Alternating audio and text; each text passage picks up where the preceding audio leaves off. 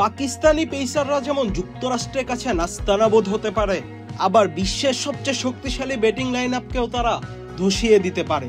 এটি প্রমাণ করে দেখালো নাসিম শাহ, শাহিন শাহ আফ্রিদি, মোহাম্মদ আমির, হারিস রৌফরা। যে পাকিস্তানি পেসাররা যুক্তরাষ্ট্রের কাছে পাত্তাই পেল না, তারাই কিনা এবার ভারতকে গুটিয়ে দিল মাত্র 119 রানে। পাকিস্তানকে কেন আনপ্রেডিক্টেবল বলা হয় তা যেন পাকিস্তানি পেসাররা এদিন আবারও প্রমাণ করে দেখালো।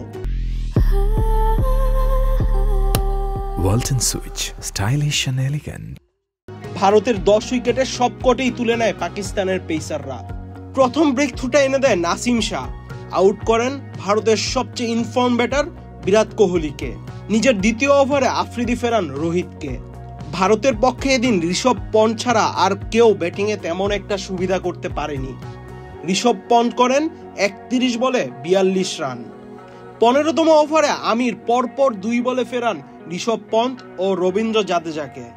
আমির তখন হ্যাট্রিক ছুঁই, কিন্তু আমিরের হ্যাট্রিক বলটি রুখে দেয় আর্শদীপ সিং।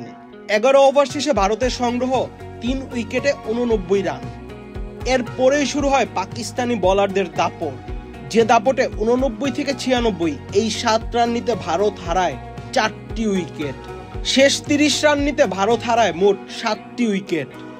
পাকিস্তানের পেস বোলিং এর যে ঐতিহ্য তা যেন এদিন আবার ফিরিয়ে নিয়ে আসলো নাসিম, আমির, আফ্রিদি, হারিস রৌফরা।